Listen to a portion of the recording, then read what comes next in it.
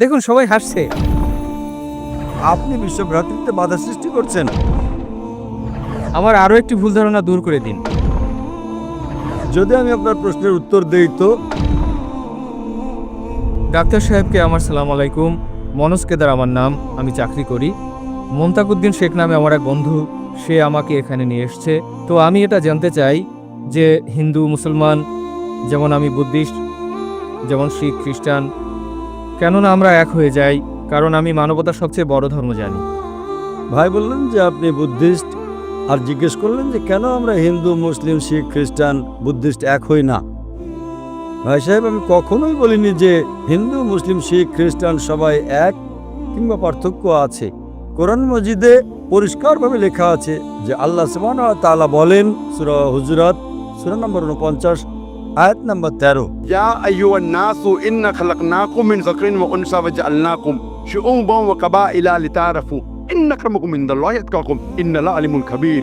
হে মানুষ, আমি তোমাদের এক পুরুষ ও এক নারীর জোড়া থেকে বানিয়েছি এবং তোমাদের বিভক্ত করেছি, ভাগ করেছি বিভিন্ন গোত্র এবং বংশে, যাতে তোমরা একে অন্যকে চিনতে পারো। এমন না যে একে অন্যকে ঘৃণা করবে, এবং তোমাদের মধ্যে সবচেয়ে উত্তম হলো সেই ব্যক্তি যে আল্লাহর প্রতি ঈমান এনেছে, যে খোদাভীতি রাখে, যে পরেজগার। কোরআন মাজিদে স্পষ্টভাবে বলা হয়েছে যে সকল মানুষ এক। আল্লাহ সুবহানাহু ওয়া তাআলা মানুষকে বড় কিংবা ছোট বানান নাই আর্থিক দিক দিয়ে, লিঙ্গের দিক দিয়ে, বর্ণের দিক দিয়ে, জন্মগতভাবে। কিন্তু বলা হয়েছে সবচেয়ে উত্তম হলো সেই ব্যক্তি যার রয়েছে তাকওয়া, যে পরেজগার। আমরা মানি যে সমগ্র মানব জাতি এক পুরুষ ও এক নারীর জোড়া থেকে সৃষ্টি হয়েছে। আমাদের পরপর একদম প্রথম দাদা দাদি এক ছিলেন। তো ওই দিক থেকে তো আমরা আত্মীয়, যাকে আমরা বলি চির ভ্রাতৃত্ব। আমরা ভাই বোন, আর আমরা চাই যে পরস্পরে একতা হয়ে আমরা, যদি যিনি আমাদের মালিক, আমাদের সৃষ্টিকর্তা, আমি শুধু এটা বলি যে আমরা কমপক্ষে মেনে নেই যে কমপক্ষে একটা গ্রন্থ হচ্ছে খোদার গ্রন্থ। কোনো মুসলিম বা অমুসলিমের বিন্দুমাত্র সন্দেহ থাকবে না এটা মানতে যে কমপক্ষে একটা গ্রন্থ আল্লাহর পক্ষ থেকে।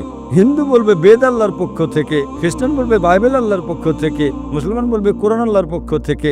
এজন্য আমি বলি যে বিরোধপূর্ণ বিষয় আছে তা আমরা পরে মীমাংসা করব, সঠিক না ভুল পরে আলোচনা করব। কমপক্ষে যে বিষয়টা একই রকম লেখা আছে এই ধর্মগ্রন্থগুলোতে, কমপক্ষে সেটা তো শতভাগ বাস্তবায়ন করি। আর যখন আমরা পড়ে দেখি যে সকল ধর্মগ্রন্থ এটা বলে যে খোদা এক, সেই খোদার কোনো পুতুল নেই, কোনো প্রতিমা নেই, কোনো ছবি নেই, কোনো ফটোগ্রাফ নেই, কোনো চিত্র নেই, কোনো মূর্তি নেই, আর আমাদের শুধু তারই ইবাদত করতে হবে এবং তার সাথে কাউকে শরীক করা যাবে না। এই গ্রন্থগুলোতে এটাও লেখা আছে, বেদ হোক, বাইবেল হোক, কোরআন হোক, তাতে লেখা আছে যে খোদা এক এবং তার শেষ পয়গম্বর মুহাম্মদ সাল্লাল্লাহু আলাইহি সাল্লাম। তো আমি বলি, কেন আমরা সকল মানুষেরা যারা ধর্মে বিশ্বাসী, যারা খোদায় বিশ্বাসী, কেন এটা আমরা অঙ্গীকার করি না যে কমপক্ষে এই বিষয়টা যা সকল ধর্মগ্রন্থগুলোতে এক, সেটা তো বাস্তবায়ন করি, পরে না ভ্রাতৃত্ব হবে। আমরা কমপক্ষে এই অঙ্গীকার করি যে আমরা এক খোদা ব্যতীত কারো ইবাদত করব না। এই অঙ্গীকার করি যে শেষ পয়গম্বর মুহাম্মদ সাল্লাল্লাহু আলাইহি সাল্লামকে, তার কথা অনুসরণ করি, পরে না ভ্রাতৃত্ব হবে। তো ভ্রাতৃত্ব গড়ে তোলার জন্য কমপক্ষে একতার উপর তো আমল করি। ভাই সাহেব, আপনি বুঝছেন কি বলছি? আপনাদের গ্রন্থেও তো লেখা আছে যে একজন মৈত্রী আসবে, যখন বুদ্ধকে প্রশ্ন করে, তার সহযোগী আনন্দ বুদ্ধকে প্রশ্ন করে, দ্য গসপেল অফ বুদ্ধ পৃষ্ঠা নম্বর 217, আরও অনেক জায়গায় ধর্মপাঠে লেখা আছে যে বুদ্ধ বলে, আমি না প্রথম মৈত্রী না শেষ মৈত্রী, আমার পর অনেক মৈত্রী আসবেন, এবং যে মৈত্রী আসবেন আমার যেমন শত শত ভক্ত আছে তারও সেরকম হাজার হাজার ভক্ত থাকবে। তিনি সঠিক ধর্ম শিক্ষা দেবেন, যা সত্যের ধর্ম, শুরুতে এবং শেষেও তিনি সঠিক ধর্ম শিক্ষা দেবেন। আর যখন আনন্দ জিজ্ঞেস করলো এই মৈত্রীকে চিনব কিভাবে, তিনি বললেন ওই ব্যক্তির নাম হবে মৈত্রী। মৈত্রী মানে ত্রাণকর্তা, যেমনটা কোরআনে লেখা আছে সূরা আম্বিয়া সূরা নম্বর 21 আয়াত নম্বর 107, ওয়ামা আরসালনাকা ইল্লা রাহমাতাল লিল আলামিন আমি তো তোমাকে রহমত হিসেবে সৃষ্টি করেছি সারা দুনিয়ার জন্য, সমগ্র সৃষ্টিগুলোর জন্য, সমগ্র মানবজাতির জন্য। তো আমি আপনাকে প্রশ্ন করতে চাই যে আপনি কি মুহাম্মদ সাল্লাল্লাহু আলাইহি ওয়াসাল্লামকে মানেন? কাকে?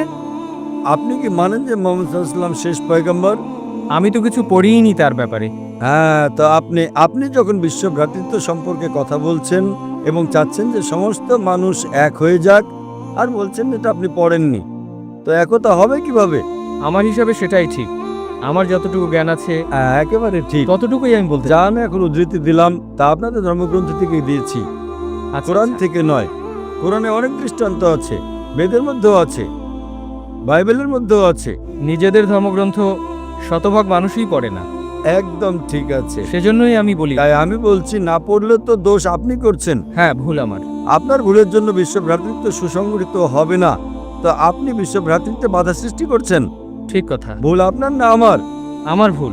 আমি আপনার ধর্মগ্রন্থ পড়েছি, ঠিক কথা। হিন্দু ধর্মের, খ্রিস্টান ধর্মের, ভগবদ গীতা, বেদ, ধম্মপাঠ। আমার বন্ধু আমাকে তাই বলেছে যে ডাক্তার জাকির সাহেব শুধু ইসলাম ধর্মের অর্থাৎ শুধু কোরআন পড়েন নাই, তিনি সব পড়েছেন। আমার পিছনে বসে আছেন এখনো, তাকে দরকার তো আমি মাইকে ডাকতে পারি। একদম ঠিক আছে, কিন্তু আমার তো মনে হচ্ছে আপনি আমার প্রশংসা করলেন। না না, এমনটি নয়। যেমন ধরেন একজন ডাক্তার ওষুধ দেয়, ও ডাক্তার কত ভালো ডাক্তার, খুব ভালো ডাক্তার, খুব সম্মান, খুব নামডাক। সেই ডাক্তার আপনাকে ওষুধ দিচ্ছে কিন্তু আপনি খাচ্ছেন না। স্যার, আমি মানি এ কথা। আপনি তো বুঝছেন না, তো প্রশংসা করে কি লাভ? ডাক্তার আপনাকে পরীক্ষা নিরীক্ষা করে ওষুধ দিচ্ছে, খুব ভালো ডাক্তার, খুব সুনাম, এত ভালো, খুব প্রশংসা করলেন, কিন্তু ওষুধ না খেলে আপনার চিকিৎসা কি করে হবে? ঠিক কথা। তো আপনাকে বলি, বিশ্ব ভ্রাতৃত্বের চিকিৎসা আমি দিচ্ছি। আপনি মানেন যে খোদা এক এবং সেই খোদা ছাড়া কোনো মাবুদ নেই, তাকে ছাড়া আর কারো ইবাদত করা যাবে না, এবং মানেন যে শেষ পয়গম্বর মুহাম্মদ সাল্লাল্লাহু আলাইহি সাল্লাম। তো এটাই চিকিৎসার শুরু আপনার।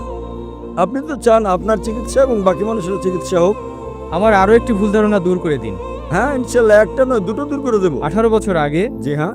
যখন দ্বন্দ্ব হয়েছিল হিন্দু মুসলিম, আচ্ছা, এমন কেন হলো? হিন্দু মুসলমান দ্বন্দ্ব কেন হয়? একদম। হিন্দু খ্রিস্টান বা শিখ মুসলিম এমনটা কেন হয় না? যদি আমি আপনার প্রশ্নের উত্তর দেই তো তাহলে আমার জানা থাকবে। জানা থাকবে, কিন্তু আমার উপদেশ তো আপনি অনুসরণ করবেন নাকি ফিরে গিয়ে আবার ওষুধ ফেলে দেবেন? না না, অনুসরণ করব। আর আপনি একদম ঠিক বললেন যে হিন্দু মুসলিম কেন দ্বন্দ্ব হয়। আপনি যদি আমার আলোচনা দেখে থাকেন, যার আলোচ্য বিষয় ছিল Is terrorism a Muslim monopoly? সন্ত্রাস কি মুসলিমদের একচেটিয়া সম্পদ, তাতে আমি এটা প্রমাণ করেছি যে যারা অপবাদ লাগায় যে মুসলিমরা সন্ত্রাসী, তারা একেবারে ভুল। কিছু লোকে হয়তো অন্যায় কাজ করেছে, এটা প্রমাণ করেছি যে আপনি 100-200 বছর আগে দেখবেন, কয়েকশো বছর আগে মুসলিমরা আসলে খুব কম সন্ত্রাসী হামলা করেছে, সব করেছে অমুসলিমরা। কিন্তু আমি এই আলোচনায় বলেছি যে সন্ত্রাস যা আছে, এই সন্ত্রাসী ব্যবসা হচ্ছে রাজনীতিবিদদের। কেন? কারণ রাজনীতিবিদরা চায় ভোট ব্যাংক, তারা ভোট ব্যাংক চায়। যদি আমি ভোট চাই তাহলে আমি কি করব? এমন একটা পরিবেশ সৃষ্টি করব যাতে ভোট ভাগ হয়। আপনারা জানেন কত হাঙ্গামা হয়েছে বোম্বেতে, গুজরাটে, বাবরি মসজিদের। আমার মতে এই হাঙ্গামার কোনো প্রয়োজনই নেই। আমার মতে মুসলমানরা সাধারণত এই দেশে, মুসলমান এবং হিন্দু আলহামদুলিল্লাহ সুম্মা আলহামদুলিল্লাহ সুখে শান্তিতে বসবাস করতে পারে, করছিল, করছে। কিন্তু এই যে রাজনীতিবিদ, তারা চায় ভোট ব্যাংক, এবং ভোট ব্যাংকের জন্য তারা যে কাউকে বিক্রি করতে পারে, নিজের ধর্মকেও নিজের খোদাকেও। এই কথা ঠিক। যে কোনো রাজনীতিবিদ যে কোনো ধর্মের সব কিছু বেচতে পারে, কিছু হয়তো ছাড় দিতে পারে, 5% সিট যাচ্ছে, সব বিক্রি করে দেবে। এবং আপনারা দেখেছেন এই দেশে, হিন্দুস্তানে সবচেয়ে বেশি যদি ধর্ম বিষয়ক কোনো হাঙ্গামা হয় তা হিন্দুস্তানে হয়েছে। কেন?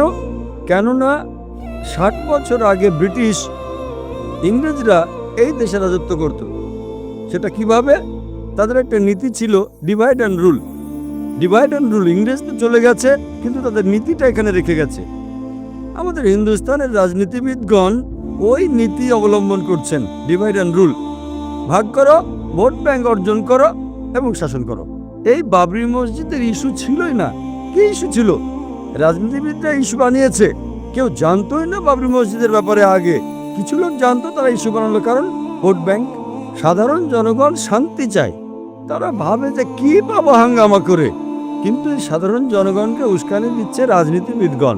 আমরা যদি এদের ফুসলানিতে না আসি, ইনশাল্লাহ ইনশাল্লাহ হিন্দু মুসলিম হাঙ্গামা হতেই পারে না। আপনি আমাকে বলেন, এত যে মানুষ, এই যে লক্ষাধিক লোক, আপনার ভয় লাগছে এখানে? না না, একদম না। মাশাআল্লাহ, এত লোক, যদি আপনি কোরআনের বিরুদ্ধেও কিছু বলেন, আমার বিরুদ্ধেও কিছু বলেন, একটা লোক আপনার বিরুদ্ধে আঙ্গুল তুলবে না। না আমরা উঠাতে দেব না কেউ উঠাবে। এটাই হচ্ছে আমাদের ধর্ম।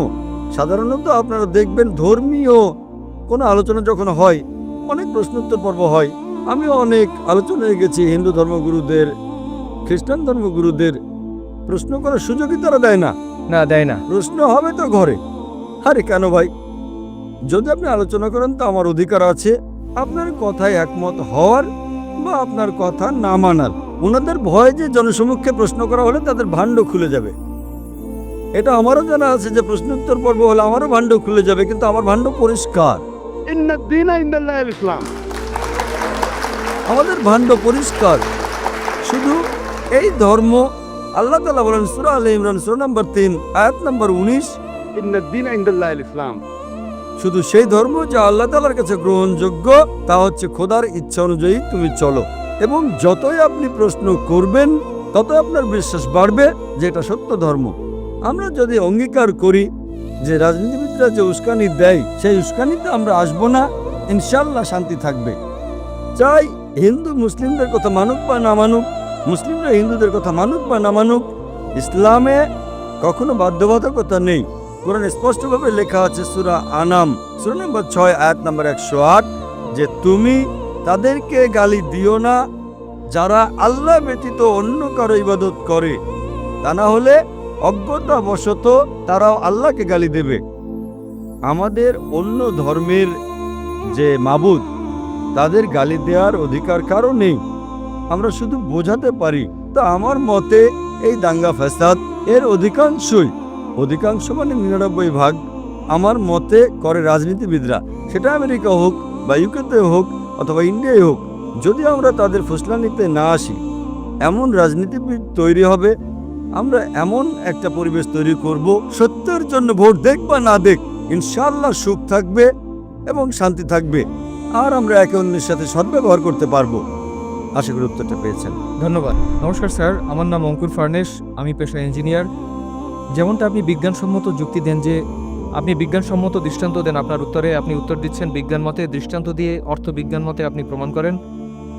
আমি এই প্রশ্ন করতে চাই, যেমন আপনি বলছেন যে 4খানা গ্রন্থ বা বলেন তো কোরআন আল্লাহ লিখেছেন, তো এর শুধু দুটি দিকই হতে পারে। আল্লাহ লেখেন অর্থ স্বয়ং আল্লাহ লেখেন, ঠিক? হয়তো আল্লাহ রজনীশ ওশোর মতো জমিনে আসছেন এই গ্রন্থ লিখতে, কিংবা তিনি স্বর্গ হতে কাউকে পাঠিয়ে থাকবেন, নিজে লিখে স্বর্গে বসে লিখে কাউকে পাঠিয়ে থাকবেন।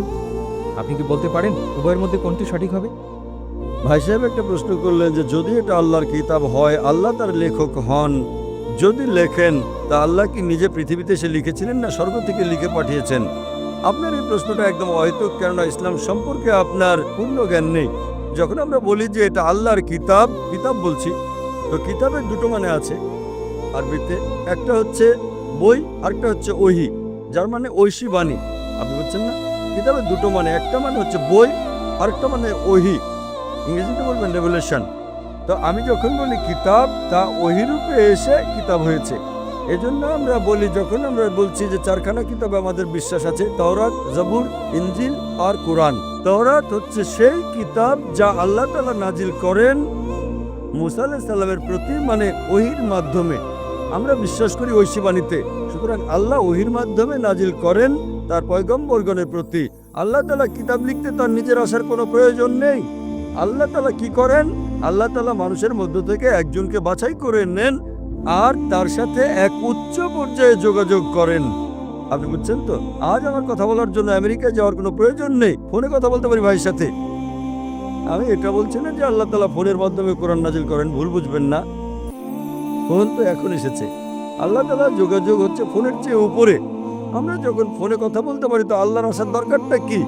আমার যদি কোনো খবর আমেরিকায় পৌঁছাতে হয় তা নিচে যাওয়ার কোনো প্রয়োজন নেই, ফোনে বলতে পারি কি না? ইমেল আছে, ফ্যাক্স আছে।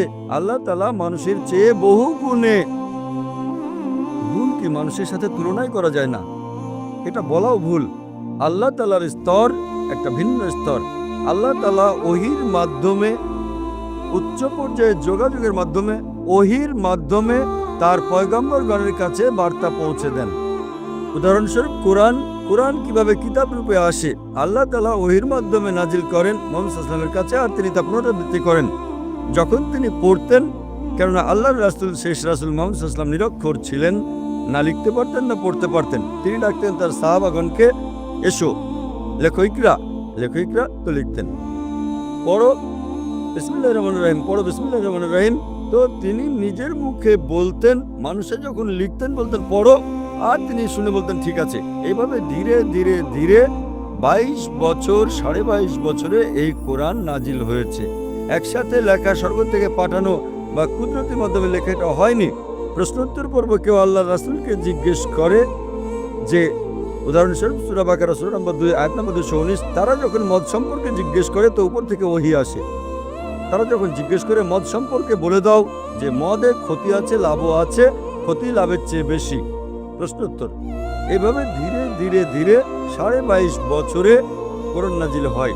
যখনই নাজিল হতো তিনি তার সাথীদের, সাহাবাদের বলতেন এবং তারা লিখতেন, তিনি শুনতেন, ঠিক আছে। এইভাবে 23 বছরে আস্তে আস্তে।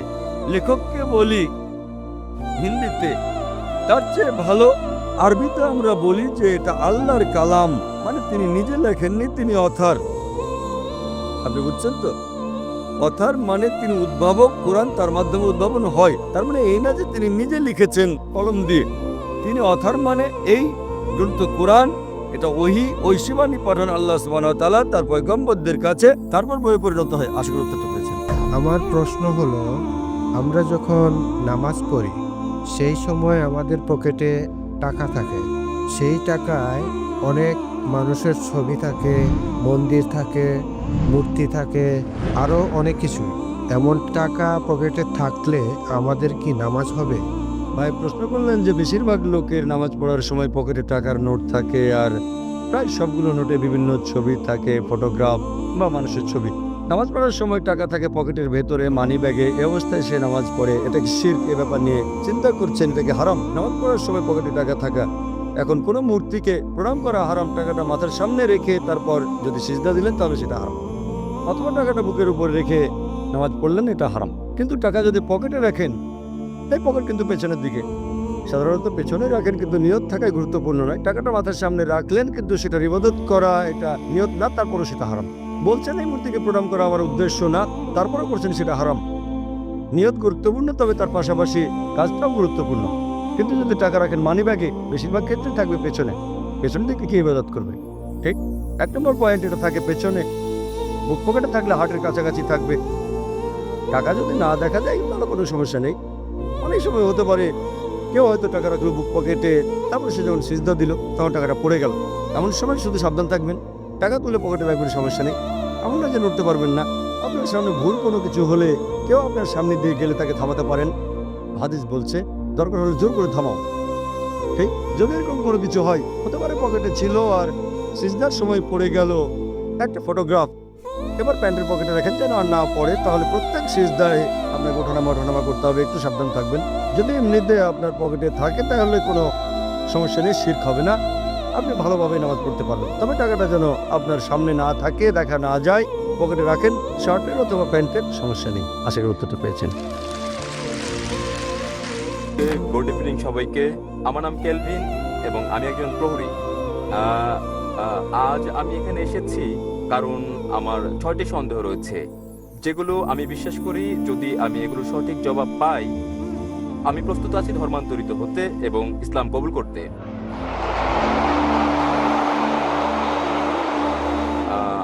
আমার প্রথম প্রশ্ন দিয়ে শুরু করি, তা হচ্ছে আমি কিভাবে জানবো ইসলাম হচ্ছে সঠিক পথ ইবাদতের?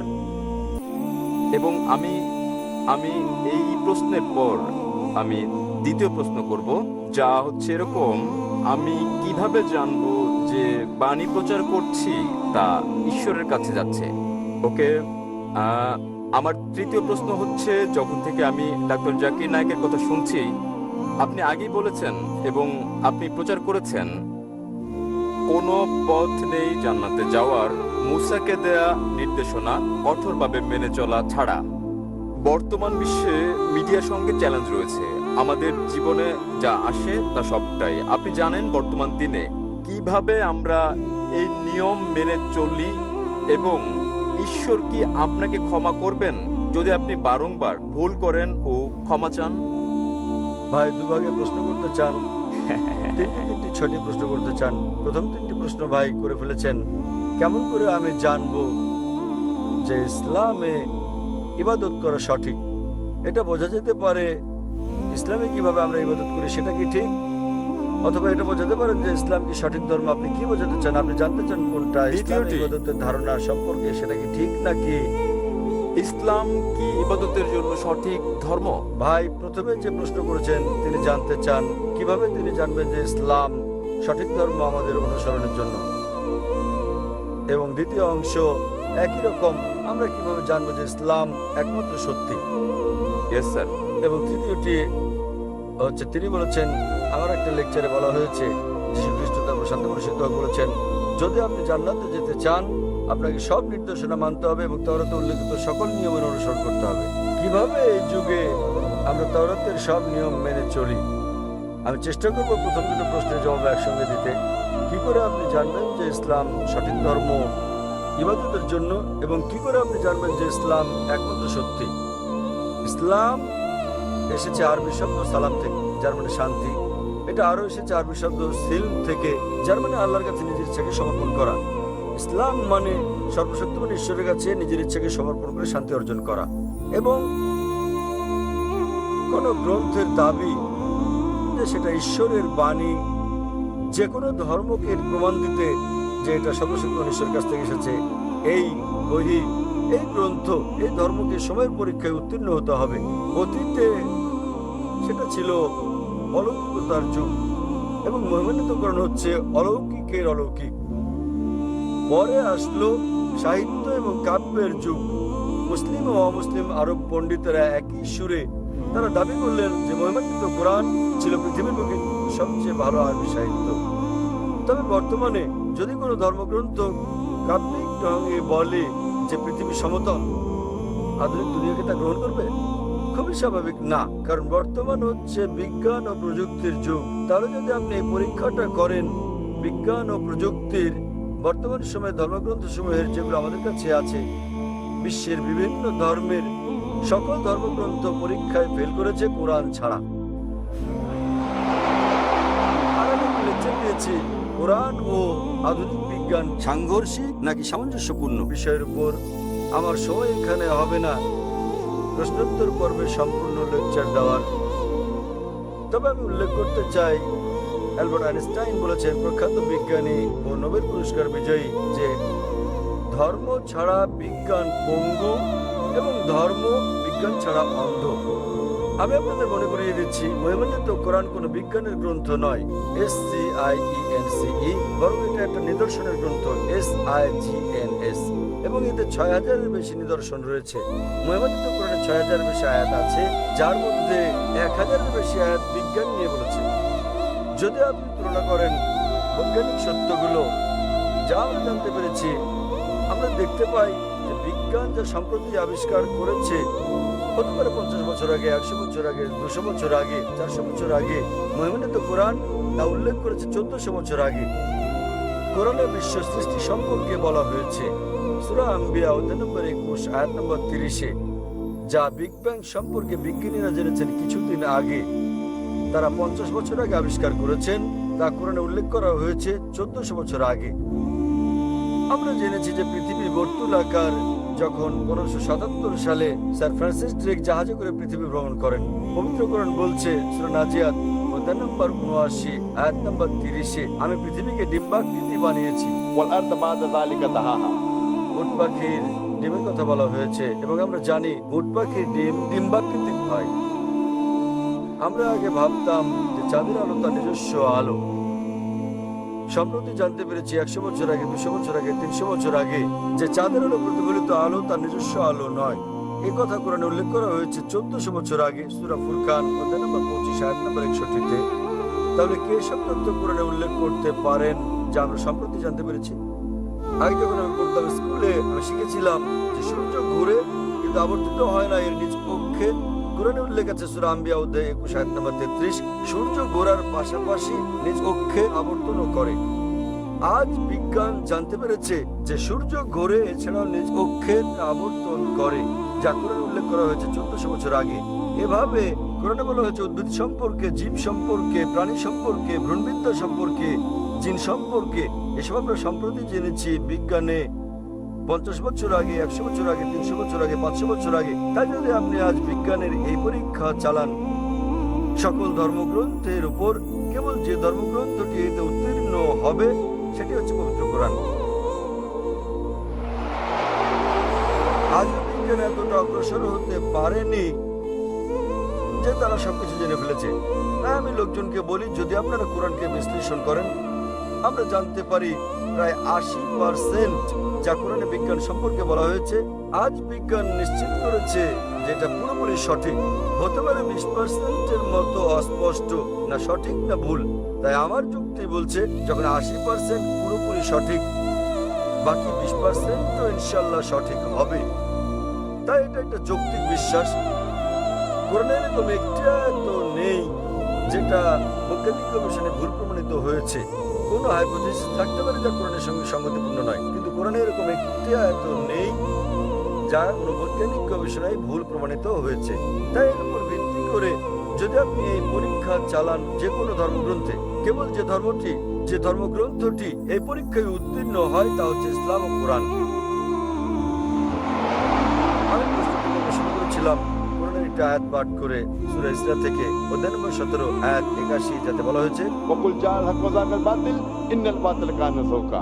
বলো সত্য এসে গেছে এবং মিথ্যা বিলুপ্ত হয়ে গেছে। আসলে মিথ্যা তার প্রকৃতিগত কারণে বিলুপ্ত হবে। তাহলে আপনি পরীক্ষা চালালে কেবল যে ধর্মটি পরীক্ষায় উত্তীর্ণ হয় একমাত্র সত্য ধর্ম, যা বিকৃত নয়।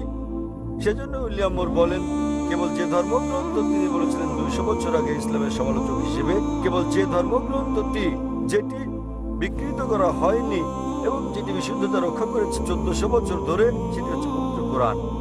তাই এইসব তথ্যের উপর ভিত্তি করে কেবল যে ধর্মের কথা আমরা ভাবতে পারি, আমরা বুঝতে পারি এবং বিশ্বাস করতে পারি যা সত্য এবং সঠিক, সেটা কোরআন। আপনার দ্বিতীয় প্রশ্ন নিয়ে বলি যে আমি আমার লেকচারে বলেছি যীশু খ্রিস্ট তারপর শান্তি পরিষদ বলেছেন যে আপনাদের ওল্ড টেস্টামেন্টের এই উপদেশ অনুসরণ করতে হবে।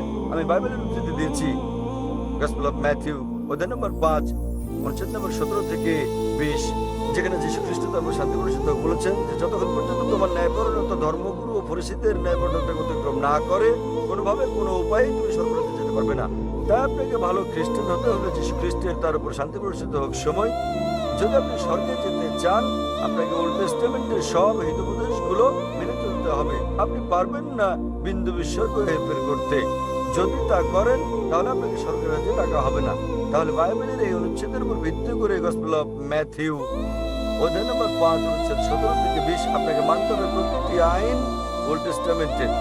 এবং আপনার প্রশ্নটা ছিল খুবই ভালো এবং অত্যন্ত যৌক্তিক। কিভাবে আমরা এই যুগে মানব ওল্ড টেস্টামেন্টের সবকিছু, যা খুবই কঠিন। আমি একমত আপনার সঙ্গে।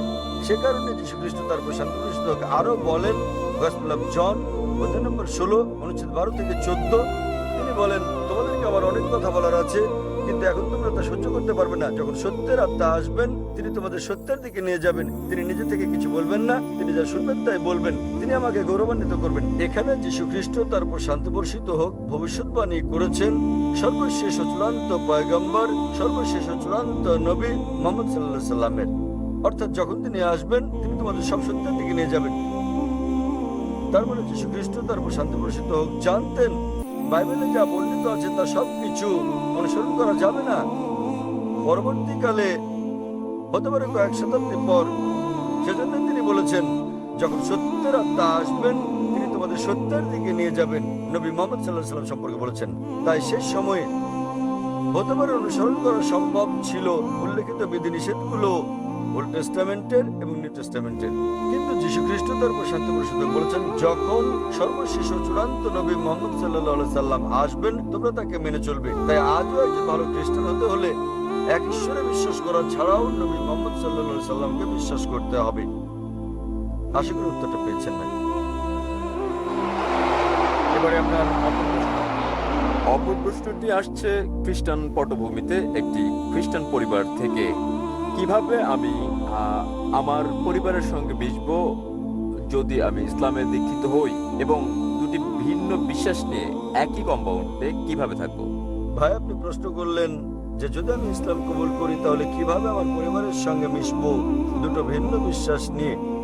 ভাই, আপনি জানেন কিছুটা ওল্ড টেস্টামেন্টের মতো কিছুটা নিউ টেস্টামেন্টের মতো, তথাপিও আপনি একজন খ্রিস্টান, আপনি ওল্ড টেস্টামেন্টের নিয়ম পালন করতে পারেন নিউ টেস্টামেন্ট আসার পরেও। ওল্ড টেস্টামেন্ট ও নিউ টেস্টামেন্টের মতো কিছু থাকলে লাস্ট টেস্টামেন্টও আছে। মহিমান্বিত কোরআন সর্বশক্তিমান ঈশ্বরের লাস্ট টেস্টামেন্ট, এবং এই মহিমান্বিত কোরআনে একজন নবীও বাদ যাননি যাদের নাম বাইবেলে উল্লেখ আছে। ইসলামে আমাদের সকল নবীকে বিশ্বাস করতে হয় যারা আগে এসেছেন, এবং তাদের সংখ্যা 25 জনের কম হবে না যাদের নাম কোরআনে উল্লেখ আছে, এবং তাদের সকলের নবী মুহাম্মদ সাল্লাল্লাহু আলাইহি ওয়াসাল্লাম ব্যতীত এবং তাদের দুজন ব্যতীত তাদের কথা বাইবেলে উল্লেখ আছে। তাই আমাদের সম্মান দেখাতে হবে সর্বশক্তিমান ঈশ্বরের সকল নবীকে, এবং আমাদের প্রিয় নবী মুহাম্মদ সাল্লাল্লাহু আলাইহি ওয়াসাল্লাম বলেছেন সর্বশক্তিমান আল্লাহ পৃথিবীতে 1,24,000 পয়গম্বর পাঠিয়েছেন। তাই যদি আপনি মুসলিম হন, আপনার কোন নবীকে অসম্মান করতে হবে না যাদের নাম বাইবেলে উল্লেখ করা হয়েছে। প্রকৃতপক্ষে তাদেরকে আপনার বলতে হবে যীশু খ্রিস্ট তার উপর শান্তি বর্ষিত হোক যা বলেছেন আমি তা পুরোপুরি মেনে চলছি। অন্য খ্রিস্টানরা কি করে তারা অনুসরণ করছে, হতে পারে 80%, হতে পারে 90, হতে পারে 50%। তাদেরকে আপনার বলা উচিত গসপেল অফ জনের 16 নম্বর অধ্যায়ের 12 থেকে 14 অনুচ্ছেদে যা বলা হয়েছে, তোমাদেরকে আমার অনেক কিছু বলার আছে, কিন্তু এখন তোমরা তা সহ্য করতে পারবে না। যখন সত্যের আত্মা আসবেন তিনি তোমাদের সব সত্যের দিকে নিয়ে যাবেন। তাহলে আমি যীশু খ্রিস্টকে তার উপর শান্তি বর্ষিত হোক অনুসরণ করছি তথাকথিত অন্যান্য খ্রিস্টানদের চেয়ে। তাই যদি আপনি মুসলিম হন, আপনি খ্রিস্টানদের চেয়েও ভালো খ্রিস্টান হয়ে যাবেন। আশা করি প্রশ্নের উত্তর পেয়েছেন। হ্যাঁ, আপনার পঞ্চম প্রশ্নটি কি? আমার সব প্রশ্ন শেষ হয়ে গেছে। আপনার সব প্রশ্নের উত্তর আপনি পেয়ে গেছেন? হ্যাঁ, পেয়েছি। তাহলে ধন্যবাদ। এখন ইসলাম সম্পর্কে আপনার মনোভাব ইতিবাচক। ইসলাম ধর্মের ব্যাপারে আমার মনোভাব ইতিবাচক এবং আমি ইসলাম গ্রহণে প্রস্তুত। আপনি কি বিশ্বাস করেন ঈশ্বর একজন? দুঃখিত, বুঝতে আপনি পারিনি। কি বিশ্বাস করেন ঈশ্বর একজন? আমি বিশ্বাস করি ঈশ্বর একজন। আপনি কি বিশ্বাস করেন যীশু খ্রিস্ট তার উপর শান্তি বর্ষিত হোক ঈশ্বর? আমি বিশ্বাস করি যীশু খ্রিস্ট পয়গম্বর ছিলেন। মাশাআল্লাহ। আপনি কি বিশ্বাস করেন নবী মুহাম্মদ সাল্লাল্লাহু আলাইহি ওয়াসাল্লাম সর্বশেষ ও চূড়ান্ত পয়গম্বর? আমি বিশ্বাস করি মহানবী মুহাম্মদ শেষ এবং চূড়ান্ত পয়গম্বর মাশাআল্লাহ। ছিলেন। ভাই, কেউ কি আপনাকে ইসলাম গ্রহণ করতে বাধ্য করছে? আমি গ্রহণ করতে প্রস্তুত। কেউ কি আপনাকে ইসলাম গ্রহণে বাধ্য করেছে? না, আমাকে কেউ বাধ্য করছে না, এটা আমার সিদ্ধান্ত। একেবারে আমি নিজের নিজে ইচ্ছায়। সিদ্ধান্ত তার নিচ্ছি, মানে আপনি নিজের ইচ্ছায় ইসলাম ধর্ম গ্রহণ করছেন। একেবারে আমার অন্তর থেকে। কারণ কাউকে জোর করে ইসলামে দীক্ষিত করা আমাদের ধর্মে নিষিদ্ধ, এমনকি বিশ্বের বেশিরভাগ দেশের আইনও এটা নিষিদ্ধ। তাহলে আপনি স্বেচ্ছায় কবুল করছেন ইসলাম ইনশাল্লাহ? আমি সম্পূর্ণ স্বেচ্ছায় ইসলাম গ্রহণ করছি। আমি আরবিতে বলবো এবং ইনশাল্লাহ শুনে শুনে আপনি বলবেন। আশহাদু আশহাদু আল্লাহ আল্লাহ ইলাহা ইল্লাহা ইল্লাল্লাহ ইল্লাল্লাহ ওয়া আশহাদু ওয়া আশহাদু আন্না আন্না মুহাম্মাদান মুহাম্মাদান আবদুহু আবদুহু ওয়া রাসূলুহু। ওয়া রাসূলুহু। আমি সাক্ষ্য দিচ্ছি আমি সাক্ষ্য দিচ্ছি আমি সাক্ষ্য দিচ্ছি আমি সাক্ষ্য দিচ্ছি যে যে কোনো ইলা নেই কোনো ইলাহ নেই আল্লাহ ছাড়া, আল্লাহ ছাড়া, এবং এবং মুহাম্মদ হচ্ছেন পয়গম্বর পয়গম্বর এবং আল্লাহর বান্দা। এবং আল্লাহর বান্দা। মাশাআল্লাহ, আপনি মুসলিম হয়ে গেছেন। ধন্যবাদ। এবং আমি আল্লাহ সুবহানাহু ওয়া তাআলার কাছে প্রার্থনা করি তিনি যেন আপনাকে পথ দেখান এবং তিনি আপনাকে সাহায্য করেন আপনার পরিবারকে শান্তির ধর্মে দীক্ষিত হতে।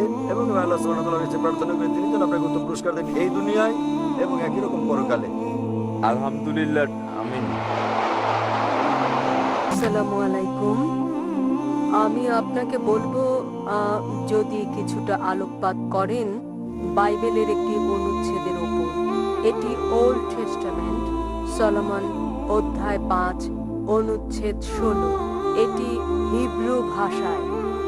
Hiko mamitikim wikolo Muhammadim zidude wazarai baine Jerusalem.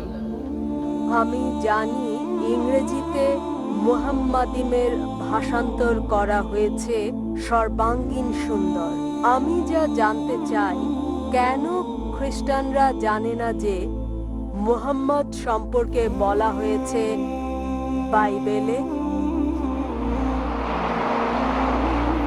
বোন যে প্রশ্নটি করলেন, তিনি উদ্ধৃতি দিয়েছেন হিব্রু ভাষায় অনুচ্ছেদ বাইবেলের সং অফ সলোমন থেকে অধ্যায় নম্বর 5 অনুচ্ছেদ 16, যাতে বলা হয়েছে حكم متكم بكل محمد زيدودي زيراي بين جيروسلم। যার মানে বোন কেবল একটি শব্দের অনুবাদ করেছেন, এর মানে তিনি সবচেয়ে সুন্দর, তিনি সর্বাঙ্গীন সুন্দর, তিনি আমার প্রিয়, তিনি আমার বন্ধু, হে জেরুজালেমের কন্যারা। এই হচ্ছে তার উদ্ধৃত হিব্রু অনুচ্ছেদটির পূর্ণাঙ্গ অনুবাদ, এবং যাতে বলা হয়েছে حكم متكم بكل محمد। মুহাম্মাদিম সেমেটিক ভাষায় যখন আপনি সম্মান দেখান, তখন আপনি তাতে ইম লাগান, যেমন এলা ঈশ্বরকে বোঝায়, এলোহিম হচ্ছে ঈশ্বর প্রতি সম্মান। একই জিনিস মুহাম্মাদের নামে সাল্লাল্লাহু আলাইহি সাল্লাম তারা ইম যোগ করে, এবং এর মানে এতে বলা হয়েছে মুহাম্মাদিম। তাহলে আপনি যদি অরিজিনাল টেক্সট পড়েন, মুহাম্মদ সাল্লাল্লাহু আলাইহি সাল্লামের নাম এমনকি বাইবেলেও উল্লেখ আছে। বোন জানতে চাচ্ছেন তাহলে কেন খ্রিস্টানরা বিশ্বাস করে না নবী মুহাম্মদ সাল্লাল্লাহু আলাইহি সাল্লামকে? বোন, আপনাদের প্রশ্ন করা উচিত খ্রিস্টানদেরকে। আমি শত শত খ্রিস্টানকে এই প্রশ্নটা করেছি। আলহামদুলিল্লাহ, কেউ কেউ ইসলাম গ্রহণ করেছেন, তাদের বেশিরভাগই করেননি। তাই আমি আপনার সঙ্গে একমত যে নবী মুহাম্মদ সাল্লাল্লাহু আলাইহি সাল্লামের নাম বিশ্বের প্রধান প্রধান ধর্মগ্রন্থের বেশিরভাগই উল্লেখ করা আছে, বাইবেল সহ। এবং যেমন আমি আগে বলেছি যে শুধু তাকে নাম ধরে উল্লেখ করা হয়নি, তার ভবিষ্যৎবাণীও করা হয়েছে বাইবেলের বিভিন্ন স্থানে। তার ভবিষ্যৎবাণী করা হয়েছে বুক অফ ডিউটেরোনমি অধ্যায় 18 অনুচ্ছেদ 18, বুক অফ ডিউটেরোনমি অধ্যায় 18 অনুচ্ছেদ 19, বুক অফ আইজায়া অধ্যায় 29 অনুচ্ছেদ নম্বর 12, সং অফ সলোমন অধ্যায় 5 অনুচ্ছেদ নম্বর 16। নিউ টেস্টামেন্টে ভবিষ্যৎবাণী করা হয়েছে গসপেল অফ জন অধ্যায় 14 অনুচ্ছেদ 16, গসপেল অফ জন অধ্যায় 15 অনুচ্ছেদ 26, গসপেল অফ জন অধ্যায় 16 অনুচ্ছেদ 7, গসপেল অফ জন অধ্যায় 16 অনুচ্ছেদ 12 থেকে 14। অনেক জায়গায় আছে বোন। তাই আমি খ্রিস্টানদেরকে জিজ্ঞেস করি, যেহেতু এটা স্পষ্ট করে উল্লেখ করা আছে সর্বশেষ চূড়ান্ত নবী মুহাম্মদ সাল্লাল্লাহু আলাইহি সাল্লাম সম্পর্কে, তবুও কেন তারা বিশ্বাস করেন না তাকে?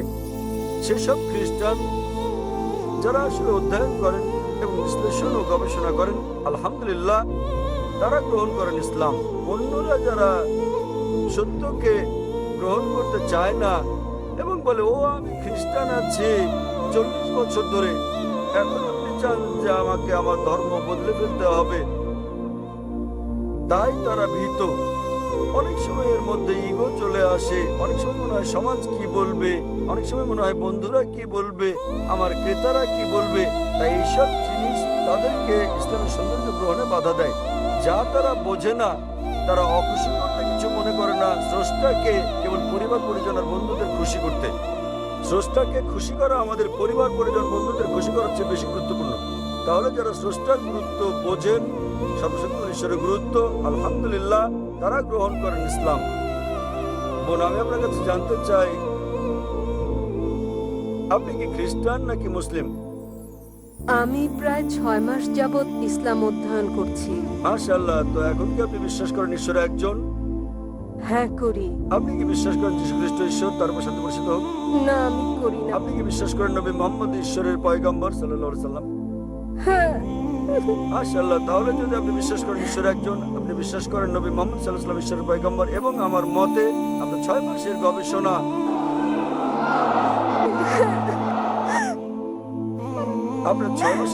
আপনাকে সত্যের কাছে পৌঁছে দিয়েছে বোন। মাফ করবেন, আমি শুনিনি।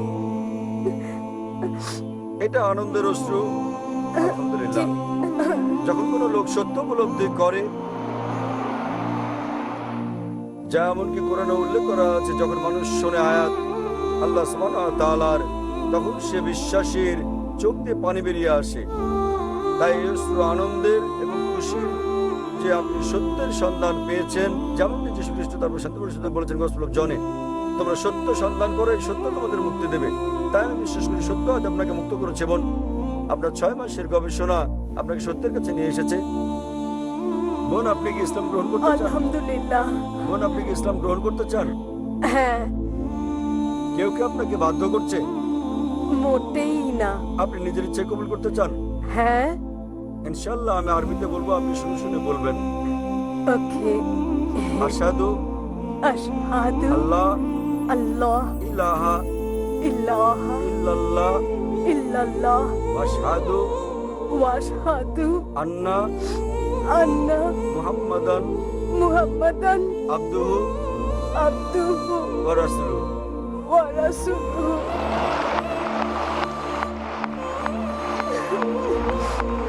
আমি সাক্ষ্য দিচ্ছি আমি সাক্ষ্য দিচ্ছি যে কোনো ইলাহ নেই যে কোনো ইলাহ নেই আল্লাহ ছাড়া, আল্লাহ ছাড়া, এবং আমি সাক্ষ্য দিচ্ছি এবং আমি সাক্ষ্য দিচ্ছি যে নবী মুহাম্মদ নবী মুহাম্মদ হলেন পয়গম্বর, হলেন পয়গম্বর আল্লাহর বান্দা, এবং আল্লাহর বান্দা। আল্লাহর বান্দা। মাশাআল্লাহ, বোন আপনি মুসলিম হয়েছেন। এবং আমি আল্লাহর কাছে দোয়া করি তিনি যেভাবে আপনাকে পথ দেখিয়েছেন সেভাবে আল্লাহ আপনাকে উসিলা করুন অন্য মুসলিমদের ইসলামে আসার জন্য। এবং আমি আল্লাহর কাছে দোয়া করি তিনি যেন আপনাকে এই দুনিয়া ও আখিরাতে কল্যাণ দান করেন এবং আপনাকে জান্নাত দান করেন, প্যারাডাইস, ইনশাআল্লাহ। Very good evening mister doctor Zakir Naik. আমি বেণুগোপাল শাস্ত্রী নান্দেব, মহারাষ্ট্র থেকে এসেছি। সবার প্রথমে আমি অত্যন্ত কৃতজ্ঞ আমাদের সম্মানিত এমএলএ বাবা জানেজির কাছে, যার কারণে এখানে আসতে পেরেছি, যিনি আমাকে সুযোগ করে দিয়েছেন আপনার মতো একজন বড় মাপের মানুষের সান্নিধ্যে, যাকে পৃথিবীর মানুষ অনেক ভালোবাসে। আমার প্রশ্নটি হলো, আমাদের অর্থনীতি খুব দ্রুত এগিয়ে যাচ্ছে। এখানে প্রত্যেক ভারতের নাগরিকই নিজস্ব পথ খুঁজে নিচ্ছে লাভজনকভাবে টাকা উপার্জনের জন্য। এটা একটা সতর্কবাণী। তাদের পকেটে অগাধ টাকা থাকার কারণে তারা তাদের সংস্কৃতিকে হারাচ্ছে। এই কারণে সব ধরনের পশ্চিমা সংস্কৃতিকে ভারতীয়রা গ্রহণ করছে, আর কিছু এলাকা অন্ধকারের দিকে নিমজ্জিত হচ্ছে। এখানে আমার প্রশ্নটা হচ্ছে, আপনার আধ্যাত্মিক বক্তব্যের কারণে আমি বোঝাতে চাচ্ছি আল্লাহর প্রদত্ত বার্তাসমূহ যেসব মানুষদের কাছে আপনি পৌঁছে দিচ্ছেন, এতে করে আমাদের জনগণ অনেক উপকৃত হচ্ছে, যার ফলে ভবিষ্যতে যদি ভুল কিছু হয়, আমি আসলে বলতে চাচ্ছি এই যে মানুষ, যেমনটা কোরআনে কিয়ামত প্রসঙ্গে বলা হয়েছে, আমাদের ঘরের মেয়েরা ঘর থেকে বাইরে যাবে কিছু অবৈধ কাজ করার জন্য, এবং কিছু মানুষ সন্তানরা হয়তো তাদের মাতা পিতার সাথে খারাপ ব্যবহার করবে। কোরআন অনুযায়ী এগুলো কিয়ামতের চিহ্ন। আপনার বক্তব্যের কারণেই ঘটনাগুলো যদি পৃথিবীতে নাই ঘটে, আপনি কি বলতে চান তাহলে কোরআন অনুযায়ী কিয়ামত কি সত্য না মিথ্যা? ধন্যবাদ। মায় প্রশ্ন করেছেন, পশ্চিমা সংস্কৃতি আমাদের ঘরে আসছে, ভারতে প্রবেশ করছে, ভারতীয়দের রগে রগে মিশে যাচ্ছে, এবং যেভাবে কোরআনে লেখা আছে, তিনি বলেছিলেন হাদিসের কথা, অনেক সহিহ হাদিস আছে, আর কিছু কথা কোরআনেও লেখা আছে যে কিয়ামতের দিন শেষ বিচার হবে, আমাদের চূড়ান্ত বিচার হবে, এবং এটা লেখা আছে মহিলাদের আচরণ কেমন হবে, কিভাবে মানুষ পথভ্রষ্ট হবে। তিনি বলেছেন যে আপনার এইসব কথা যেগুলো কোরআন ও হাদিসে লেখা আছে এগুলো ঘটতে বাধা দিচ্ছে, তাহলে এগুলো ঘটবে কি ঘটবে না, এবং যা কোরআনে লেখা আছে ভবিষ্যৎ সম্পর্কে সেগুলো আসলে ঘটবে কি ঘটবে না। ভাই সাহেব, আমি চেষ্টা করে যাচ্ছি, আমি সামান্য একজন মানুষ, নিজেকে আলেম মনে করি না, আমি বলি না যে আমি একজন মাওলানা, আমি তো একজন শিক্ষানবিশ, যেমনটা আল্লাহ রাসূল বলেছেন,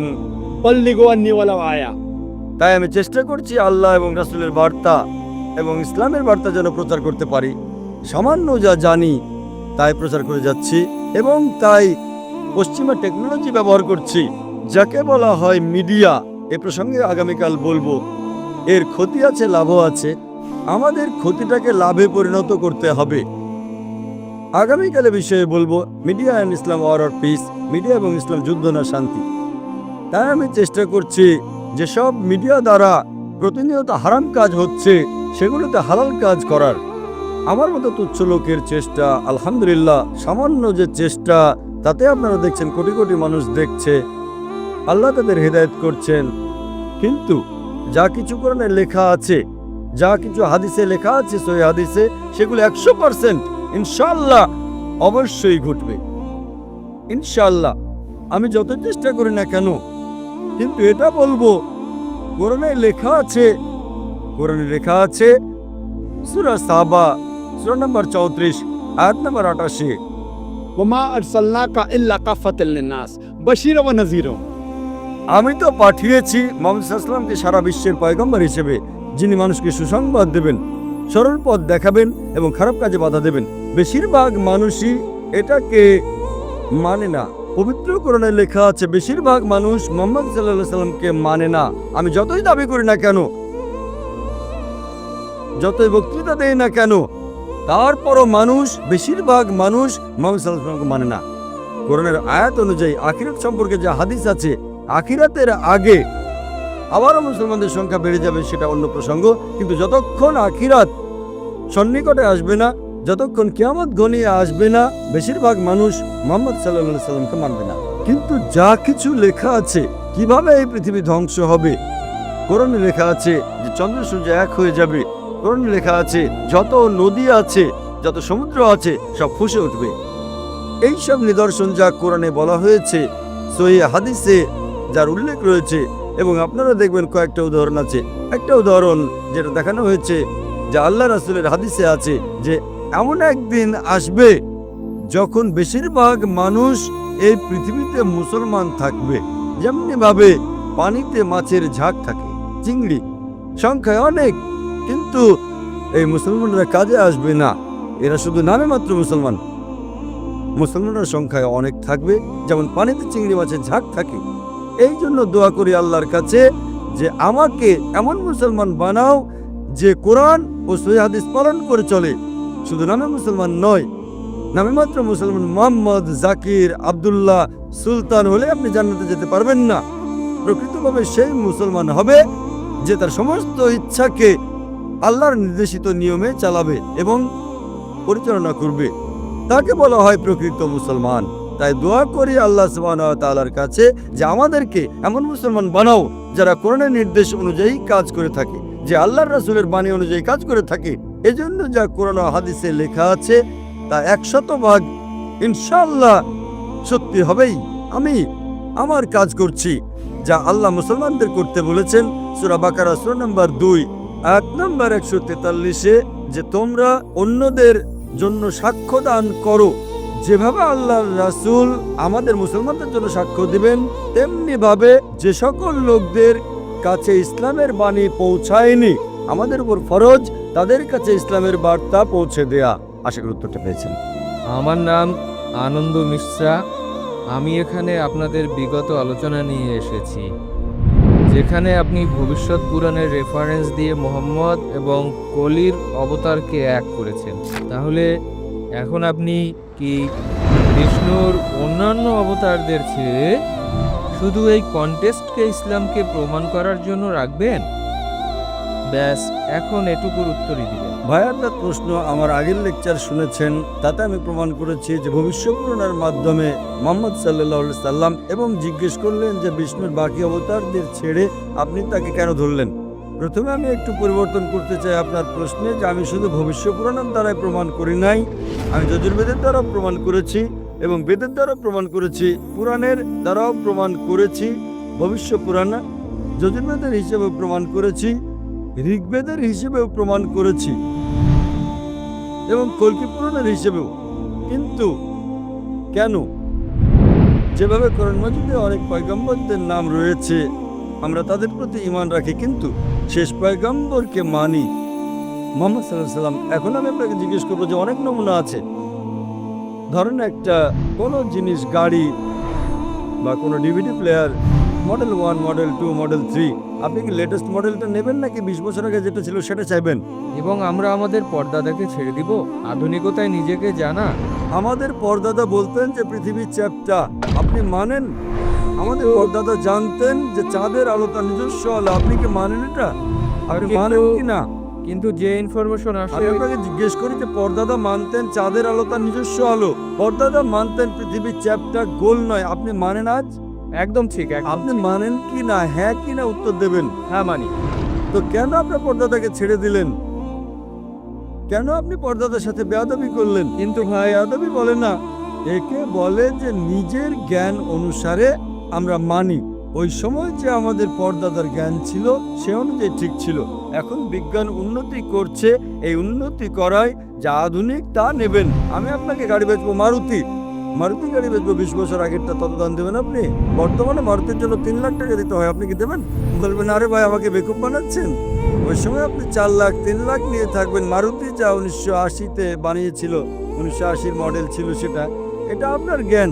এইভাবেই আপনাদের বেদে লেখা আছে যে কল্কি অবতার, কল্কি পুরাণ অধ্যায় নম্বর 2 অনুচ্ছেদ নম্বর 5, 7, 9, 11, 15-তে লেখা আছে যে এই কল্কি অবতার, যার বাবার নাম হবে বিষ্ণু ইয়াস মানে আব্দুল্লাহ, মায়ের নাম হবে সুমতি মানে শান্তি অর্থাৎ আমেনা। সে জন্ম নেবে এক শহরে, যা নিরাপত্তার শহর মানে মক্কা। সে জন্ম নেবে শহরের গোত্র প্রধানের ঘরে, কুরাইশ বংশে। সে যখন জন্ম নেবে সে হিজরত করবে উত্তর দিকে। মুহাম্মদ সাল্লাল্লাহু আলাইহি ওয়াসাল্লাম হিজরত করেছেন মক্কা থেকে মদিনা এবং আবার ফিরেও এসেছেন। কত বিষয় লেখা আছে, 4 জন সহযোগী থাকবেন, কত বিষয়। কল্কি পুরাণ শেষ অবতার, এইভাবে কোরআনেও লেখা আছে অনেক পয়গম্বর, কিন্তু শেষ পয়গম্বর মুহাম্মদ সাল্লাল্লাহু আলাইহি ওয়াসাল্লাম। তার মানে এই নয় যে আমরা ঈসা আলাইহিস সালামকে মানি না, মুসা আলাইহিস সালামকে মানি না, আদম আলাইহিস সালামকে মানি না। আমরা বলি তারা পয়গম্বর ছিলেন, কিন্তু আজ আমাদের অনুসরণ করতে হবে সেই শিক্ষা যা শেষ পয়গম্বর মুহাম্মদ সাল্লাল্লাহু আলাইহি ওয়াসাল্লাম দিয়েছেন। বাকি অবতার ঠিক আছে, দ্বিতীয় পর্যায়ে আমাদের মানতে হবে সেই অবতারের শিক্ষায় যিনি শেষ অবতার, যিনি কল্কি অবতার। এভাবেই কোরআন মাজিদে লেখা আছে যে শেষ পয়গম্বর মুহাম্মদ সাল্লাল্লাহু আলাইহি সাল্লাম। ওইভাবেই বাইবেলেও লেখা আছে গসপেল অফ জন অধ্যায় নম্বর 16 অনুচ্ছেদ 12 থেকে 14। ঈসা আলাইহিস সালাম বলেন, তোমাদেরকে আমার অনেক কিছু বলার আছে কিন্তু এখন সহ্য করতে পারবে না। তিনি যখন সত্যের রাস্তা আসবেন তিনি তোমাদের সত্যের পথে নিয়ে যাবেন। তিনি নিজের থেকে কিছু বলবেন না, যা শুনবেন তাই বলবেন। এটা বলেন মুহাম্মদ সাল্লাল্লাহু আলাইহি সাল্লাম সম্পর্কে। তো আমি বলি, আমি যা প্রমাণ করেছি শেষ কল্কি অবতার। আর বাকি সবাইদের তাহলে আপনি না, ছেড়ে বাকি- দিয়েছেন? আপনি ভবিষ্যৎ পুরাণে শুধু বাকিদের বাকিদের কোথায় ছেড়ে ছেড়ে দিলাম দিলেন? আমি? আমাদের হাদিসে লেখা আছে মুহাম্মদ সাল্লাল্লাহু আলাইহি সাল্লাম বলেন 1,24,000 পয়গম্বর ছিলেন, 1,24,000, কিন্তু মানতে হবে সর্বশেষ জনকে। তা আমরা কখনো বলি না যে বাকি পয়গম্বর ছিলেন না। আপনি আমাকে প্রশ্ন করবেন যে রাম পয়গম্বর ছিলেন কি না, কৃষ্ণ পয়গম্বর ছিলেন কি না, আমি বলবো আমি জানি না, কেননা তাদের নাম কোরআন মাজিদে নেই এবং হাদিসেও নেই। হতে পারে ছিলেন, হতে পারে ছিলেন না। কিছু লোক বলে যে রাম আলাইহিস সালাম, আমি রাম আলাইহিস সালাম বলতে পারবো না, কিন্তু আমি বলি তারা ছিলেন অথবা না। কত পয়গম্বর এসেছেন আগে, তারা শুধু নিজেদের সম্প্রদায়ের জন্য এসেছেন এবং সেই নির্দিষ্ট সময়ের জন্য। আমাদের মানতে হবে শেষ পয়গম্বরকে। সে আপনি হিন্দুস্তানে থাকেন বা আমেরিকায় থাকেন, আপনি ইংল্যান্ডে থাকেন, আমাদের মানতে হবে শেষ পয়গম্বর মুহাম্মদ সাল্লাল্লাহু আলাইহি ওয়াসাল্লামকে এবং শেষ বার্তা কোরআনকে। তারা ছিলেন কি ছিলেন না সেটা আমার জীবনে কোনো প্রভাবই নেই। আমি তাদের গালিও দিয়ে ফেলতে পারি, হতে পারে ছিলেন, আমি জানি না। আপনি আমাকে প্রশ্ন করতে পারেন ওই মারুতি যা 1980 সালের মডেল ছিল আপনি সন্ধান করছেন? আরে কেন সন্ধান করব? আমি তো আধুনিক মডেলকে সন্ধান করবো 2011, যেহেতু আমি সেটা কিনবো। 1980-তে যে মারুতি ছিল সেটা কেন খুঁজে সময় নষ্ট করব? কিন্তু মারুতি তো ছিল না। আরে মারুতি তো ছিলই 1980-তে, আমি কেন সময় নষ্ট করব? আমাকে তো 2011 মডেল কিনতে হবে, তাই না? আপনি করবেন কি সন্ধান? আপনাকে যদি বর্তমানের মারুতি কিনতে হয় 2011-র, তো কি 1980 মডেল খুঁজবেন? আপনি সত্য উত্তর দেবেন, ন্যায়সঙ্গত উত্তর দেবেন, যদি আপনি সঠিক মানুষ হন। করবেন কি না? হ্যাঁ কি না? এখন যা জানানো হবে আমি তার আপনাকে উপর জিজ্ঞেস করছি করবেন কি না। যদি আপনাকে 2011 মডেল কিনতে হয় আপনি সন্ধান করবেন 1980 মডেল সম্পর্কে। হ্যাঁ, একদম না, একদম না। একেবারেই না। ভেরি গুড, আমি আপনাকে ধন্যবাদ জানাই, আপনি সত্য উত্তর দিয়েছেন। তো এইভাবেই সে ভালো না মন্দ আমার জানা নেই, আমাদের অনুসরণ করতে হবে শেষ পয়গম্বর এবং আপনারও করা উচিত, সে আপনি মানেন কি না মানেন। আপনি বললেন যে যিশু শুধু ইসরায়েলিদের জন্য এসেছেন আর মুহাম্মদ পুরো মানব জাতির জন্য। আমরা খ্রিস্টান আর মুসলিমরা বিশ্বাস করি যে যিশু আরেকবার আসবেন। সেটা হলে এটা কিভাবে বলবেন যে মুহাম্মদ হলেন শেষ নবী? বোন, আপনি প্রশ্ন করলেন যে যীশু খ্রিস্ট সে সময় এসেছিলেন শুধু ইসরায়েলবাসীদের জন্য আর মুহাম্মদ সাল্লাল্লাহু আলাইহি ওয়াসাল্লাম পুরো মানব জাতির জন্য। তাহলে যিশু আবার আসবেন কিভাবে? যদি তিনি আবার আসেন মুহাম্মদ সাল্লাল্লাহু আলাইহি ওয়াসাল্লাম তাহলে শেষ নবী নন। আর আমি একমত বোন যে যীশু খ্রিস্ট এই পৃথিবীতে আবার আসবেন। এ ব্যাপারে সব মিলিয়ে 70টি হাদিস আছে বোন, 70টি জায়গায়। সহিহ হাদিস বলছে যে যীশু খ্রিস্ট পৃথিবীতে আবার আসবেন, আর বাইবেলেও এটার উল্লেখ আছে যে যীশু খ্রিস্ট দ্বিতীয়বারের মতো এই পৃথিবীতে ফিরে আসবেন। তবে পবিত্র কোরআনে এই কথা আছে, সূরা আহজাবের 40 নম্বর আয়াতে এই কথা উল্লেখ আছে, আনা মুহাম্মাদুন আবা আহাদিম মিন রিজালিকুম ওয়ালাকিন রাসূলুল্লাহ ওয়া খাতামুন নবিয়্যিন, যে মুহাম্মদ তোমাদের মধ্যে কোনো পুরুষের পিতা নন, বরং সে আল্লাহর রাসূল এবং তিনি হলেন সর্বশেষ নবী। এখন দুটো ঠিক কিভাবে? দুটো কথা ঠিক, কারণ ঈসা আলাইহিস সালাম তিনি আবারও আসবেন। তিনি কি জন্য এই পৃথিবীতে আসবেন? তিনি একমাত্র নবী যাকে আল্লাহ জীবন্ত তুলে নিয়েছেন। আল্লাহ সুবহানাহু ওয়া তাআলা তার কোন রাসূলকেই জীবন্ত অবস্থায় তুলে নেননি। পবিত্র কোরআনে সূরা নিসার 158 নম্বর আয়াতে উল্লেখ করা হয়েছে যীশু খ্রিস্টকে জীবন্ত অবস্থায় তুলে নেওয়া হয়েছে। 157 নম্বর আয়াত বলছে, মা কাতালু ওয়া মা সালাবু ওয়ালাকিন শুববিহা লাহু, তারা তাকে হত্যা করেনি, ক্রুশবিদ্ধও করেনি, কিন্তু তাদের মধ্যে এমন বিভ্রম সৃষ্টি হয়েছিল, যারা এই বিষয়ে মতভেদ করেছিল তাদের মনেও সংশয় ছিল। ইল্লাতি বাসান তারা শুধু অনুমানই করতে পারে, ওয়া মা কাতালু ইয়াকিনা, এটা নিশ্চিত যে তারা তাকে হত্যা করেনি। 158 নম্বর আয়াত বলছে যে আল্লাহ সুবহানাহু ওয়া তাআলা তাকে নিজের কাছে নিয়ে গেছেন। আমরা মানি যিশু মারা যাননি, এমনকি বাইবেলও বলে যিশু খ্রিস্ট জীবিত ছিলেন, হাদিসে এই কথা বলে আর বাইবেলও বলে। তবে আমরা যেটা মানি, আল্লাহ সুবহানাহু ওয়া তাআলা যিশু খ্রিস্টকে নিজের কাছে জীবিত তুলে নিয়েছিলেন, কারণ তিনি হলেন মহান স্রষ্টার একমাত্র প্রেরিত দূত, যার অনুসারীরা ভাবে যে তিনি আসলে ঈশ্বর। আর কোনো রাসূল নেই। আদম, নূহ, মুসা, ইব্রাহিম, আইজায়া, ইসহাক, সলোমন, তারা সবাই শান্তিতে থাকুন, এই নবীদের অনুসারীরা কখনো বলেননি যে তাদের নবী নিজেকে ঈশ্বর বলেছেন। একমাত্র যে নবীর অনুসারীরা এটা মানে, এমনকি আজকের দিনেও মানে তাদের নবী ঈশ্বর, তিনি নবী ঈসা আলাইহিস সালাম। পবিত্র কোরআনে সূরা মাইদার 116 নম্বর আয়াতে উল্লেখ আছে, যিশু বলেছেন, হে আমার ঈশ্বর, আমার প্রভু, আপনি সাক্ষী থাকুন, আমি কখনোই বলিনি আমার উপাসনা করো, বরং আমি বলেছি আবুদুল্লাহ, আল্লাহর উপাসনা করো, রাব্বি ওয়া রাব্বুকুম, তিনি আমার এবং তোমাদের প্রভু। তাহলে যীশু খ্রিস্ট যখন আবার পৃথিবীতে আসবেন, তার অনুসারীদের এই কথা বলতে, তার তথাকথিত অনুসারীদের যারা বলেন নিজেকে তিনি ঈশ্বর বলেছেন, যে তিনি ঈশ্বর বলেননি। আর যিশু তখন কোন রাসূল হিসেবে আসবেন না, নবুয়ত পাওয়া বন্ধ হয়ে গেছে। তিনি পৃথিবীতে আসবেন, নতুন কোনো নির্দেশ নিয়ে আসবেন না। যিশু খ্রিস্ট ঈশ্বরের কাছ থেকে নতুন কোনো নির্দেশ নিয়ে আসবেন না, কারণ পবিত্র কোরআনে সূরা মাইদার 3 নম্বর আয়াতে উল্লেখ করা হয়েছে, আমি আজ তোমাদের দিন পূর্ণাঙ্গ করলাম। আল্লাহ সুবহানাহু ওয়া তাআলা বলছেন, আজ আমি তোমাদের দিন পূর্ণাঙ্গ করলাম এবং ইসলামকে তোমাদের দিন মনোনীত করলাম। এই কিতাবের পরে আর কোনো নির্দেশ আসবে না, কোনো কিতাব আসবে না, কারো উপর কোনো কিতাব নাজিল হবে না। যিশু খ্রিস্ট যখন পৃথিবীতে দ্বিতীয়বার আসবেন, তিনি আসবেন হযরত মুহাম্মদ সাল্লাল্লাহু আলাইহি সাল্লামের উম্মত হিসেবে, শেষ নবীজির উম্মত হিসেবে। আগেও তিনি মুসলিম ছিলেন, পরেও তিনি মুসলিম থাকবেন। তিনি ঈশ্বরের নতুন নির্দেশ আনবেন না। আর একই কথা আছে বাইবেলে, গসপেল বলছে, যিশু দ্বিতীয়বার আসলে খ্রিস্টানরা তাকে বলবে, হে প্রভু, আমরা কি তোমার নামে বিস্ময়কর কাজ করিনি? যিশু দ্বিতীয়বার আসলে আপনারা জানেন তারা অনেক বিস্ময়কর কাজ করেছে। তারা বলবে, প্রভু, আমরা কি তোমার নামে অনেক বিস্ময়কর কাজ করিনি? যিশু তখন তাদের বলবেন, আমি তোমাদের চিনি না, তোমরা সবাই অপরাধী, তোমরা এখান থেকে চলে যাও। আমি এই কথাটা বলছি না, গসপেল বলছে যে যিশু দ্বিতীয়বার আসার পরে বলবেন, তোমরা সবাই অপরাধী, আমি তোমাদের কাউকেই চিনি না, তোমরা সবাই পাপী মানুষ, তোমরা এখান থেকে চলে যাও, আমি তোমাদের চিনি না। তিনি কাদের বলবেন? মুসলিমদের, হিন্দুদের বলবেন? তিনি একথা খ্রিস্টানদের বলবেন, যারা বলবে আমরা আপনার নামে বিস্ময়কর কাজ করেছি। বাইবেলের কথা বলছে যে যিশু খ্রিস্ট পৃথিবীতে দ্বিতীয়বার এসে বলবেন, এখান থেকে তোমরা চলে যাও, তোমাদের সবাই অপরাধী, তোমাদের চিনি না। তাহলে যিশু দ্বিতীয়বার এসে তিনি তার অনুসারীদের বলবেন, আমি নিজেকে ঈশ্বর বলিনি, বরং আমি বলেছি আবুদুল্লাহ, আল্লাহর উপাসনা করো, রাব্বি ওয়া রাব্বুকুম, আমার প্রভুই তোমার প্রভু। ওয়া আখিরু দাওয়ানা আলহামদুলিল্লাহি রাব্বিল আলামিন। কোরআন আল্লাহ তাআলার পবিত্র গ্রন্থ, এটা লিখেছেন আল্লাহ নিজেই। যদি বাইবেলের অনেক কথা কোরআনের সাথে মিলে যায়, তাহলে বাইবেলের লেখককে, যেহেতু বাইবেল আগে এসেছে, কোরআন সেখান থেকেই লেখা হয়েছে, অনেক কিছু নকলও করা হয়েছে। দয়া করে এটার একটা উত্তর দিবেন। প্রথম প্রশ্নের ব্যাপারে বলতে গেলে, যে পবিত্র কোরআন যদি আল্লাহর বাণী হয় আর বাইবেলের অনেক কথা কোরআনের সাথে যদি মিলে যায়, তাহলে এই বাইবেলের লেখককে আল্লাহ তাআলাই কি বাইবেল লিখেছেন? আমরা বিশ্বাস করি যে কোরআন আল্লাহ তাআলার বাণী।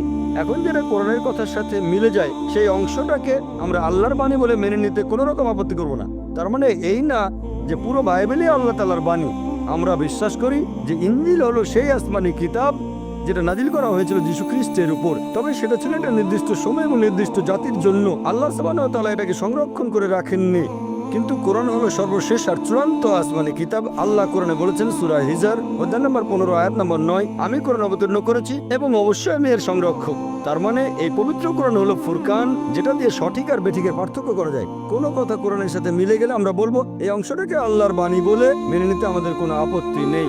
যদি আমাকে জিজ্ঞেস করেন যে এই বাইবেলের লেখক কে, এখনকার দিনের খ্রিস্টান বিশেষজ্ঞরা বলেন যে বাইবেলের বইগুলো লিখেছেন বিভিন্ন লেখক। বাইবেল শব্দটা এসেছে গ্রিক শব্দ বিবলোস থেকে, অনেক বই মিলে একটা বই। বর্তমানের বাইবেল আমার মতে আর বিশেষজ্ঞগণের মতে একটা মিশ্রণ এটা। এখানে কিছু কথা আছে যেগুলো আল্লাহ তাআলার বাণী, তার মানে ইঞ্জিলের ছিটে ফোঁটা আছে। এখানে নবী রাসূলগণের কিছু কিছু কথা আছে। এছাড়াও এখানে ঐতিহাসিকদের কথা আছে, একটা মিশ্রণ। কে লিখেছেন? অনেক মানুষও বাইবেলের কিছু অংশ লিখেছে। খ্রিস্টান বিশেষজ্ঞরা বলেছেন জন, ম্যাথিউ, আসলে গসপেল জনের মত অনুযায়ী, গসপেল ম্যাথিউর মত অনুযায়ী, গসপেল লুকের মত অনুযায়ী। আর কোরআন আমাদের বলছে সেই গসপেল যেটা যীশু খ্রিস্টের মত অনুযায়ী। আমরা বিশ্বাস করি ইনজিলে যেটা নাজিল হয়েছিল যীশু খ্রিস্ট বা ঈসা আলাইহিস সালামের উপর, তবে এখনকার বাইবেল পাবেন গসপেল ম্যাথিউয়ের মত অনুযায়ী, গসপেল মার্কের মত অনুযায়ী, গসপেল লুকের মত অনুযায়ী, গসপেল জনের মত অনুযায়ী। আমরা বিশ্বাস করি সেই গসপেলে যেটা যীশু খ্রিস্টের মত অনুযায়ী। এমনকি খ্রিস্টান বিশেষজ্ঞরাও বলেন এই বাইবেল লিখেছে বিভিন্ন মানুষ। তাহলে আমরা পুরো বাইবেলটাকে মানতে পারি না আল্লাহ তাআলার বাণী বলে। এবারে দ্বিতীয় প্রশ্নটা নিয়ে বলি, পৃথিবীতে বাইবেল এসেছে প্রথমে আর কোরআনের কথা বাইবেল থেকে নকল করা হয়েছে। হ্যাঁ, এরকম একটা সম্ভাবনা থাকতে পারে। আরেকটা সম্ভাবনা এরকম, যদি দুটোর মধ্যে সাদৃশ্য থাকে, হয়তো বই দুটোর উৎস একই, তাহলে বাইবেলের কিছু অংশের কথা কোরআনের কথাগুলোর সাথে মিলে যায়। এখন বাইবেলের যে অংশ পবিত্র কোরআনের সাথে মিলে যাচ্ছে সেগুলোর উৎস হয়তো একই, তার মানে আল্লাহ সুবহানাহু ওয়া তাআলা। কিন্তু যদি বলেন যে কোরআন নকল করা হয়েছে, তাহলে একই যুক্তিতে বলা যায় যে যীশু খ্রিস্ট ওল্ড টেস্টামেন্ট থেকে নকল করেছিলেন, তখন খ্রিস্টানরা বলবেন না। আমরা বিশ্বাস করি যে আসমানি কিতাবগুলোর মূল কথা সবসময় একই ছিল, তার মানে হচ্ছে তাওহীদ, এক আল্লাহতে বিশ্বাস করা। আসলে মূল কথাটা একই, কিন্তু ভেবে দেখেন বাইবেলের মধ্যে প্রায় কয়েকশো বৈজ্ঞানিক ভুল আছে। আপনি যদি বলেন বাইবেল থেকে নকল করা হয়েছে, আর অনেকেই বলে নওজুবিল্লাহ যে নবী মুহাম্মদ সাল্লাল্লাহু আলাইহি ওয়াসাল্লাম কথাগুলো বাইবেল থেকে নকল করেছেন, তার মানে নবী মুহাম্মদ সাল্লাল্লাহু আলাইহি ওয়াসাল্লাম বাইবেলের যে কথাগুলো বৈজ্ঞানিক ভুল সেগুলো নেননি, তাহলে তো তিনি বড় বিজ্ঞানী। বাইবেল থেকে যদি নকল করেন, বাইবেল বলছে যে চাঁদের আলো তার নিজস্ব আলো, পবিত্র কোরআন বলছে চাঁদের আলো আসলে প্রতিফলিত আলো। বাইবেল বলছে জেনেসিস অধ্যায় 1 অনুচ্ছেদ 16 থেকে 19 চাঁদের আলো তার নিজস্ব আলো। আর কোরআন বলছে সূরা ফুরকান অধ্যায় 25 আয়াত নম্বর 61 চাঁদের আলো হচ্ছে প্রতিফলিত আলো। তাহলে নবী মুহাম্মদ সাল্লাল্লাহু আলাইহি সাল্লাম তিনি বাইবেল থেকে নিয়ে সেটা শুধরে দিয়েছেন, আর বললেন না এটা নিজস্ব আলো না প্রতিফলিত আলো। এটা সম্ভব না। কোরআনে এমন অনেক কথা আছে যেটা বিজ্ঞান জেনেছে কিছুদিন আগে। কোরআন সেটা 1400 বছর আগে বলেছে। কোনো মানুষের পক্ষে এগুলো লেখা সম্ভব না। কোরআনে যে কথাগুলো আছে কোরআন কখনোই নকল করা হয়নি। এজন্য আমার ভিডিও ক্যাসেট দেখেন বিজ্ঞানের আলোকে কোরআন ও বাইবেল, সেখানে বিস্তারিত জানতে পারবেন। সেখানে আমি প্রমাণ করেছি যে কোরআন বাইবেল থেকে নকল করা হয়নি। কোরআন হচ্ছে ফুরকান, যে মানদণ্ড দিয়ে সঠিক আর বেঠিকের পার্থক্য করবো। আশা করি উত্তরটা পেয়েছেন।